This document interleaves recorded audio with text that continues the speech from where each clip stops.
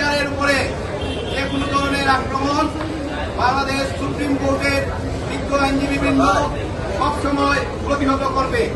Bangladesh supreme কোর্টের বিজ্ঞ আইনজীবীবৃন্দ সবসময় ন্যায় বিচার ও সুশাসনের পক্ষে, আইনের শাসনের পক্ষে। আজকের এই মানববন্ধনে আমি প্রথমেই বক্তব্য রাখার জন্য অনুরোধ জানাচ্ছি আমাদের আইনজীবী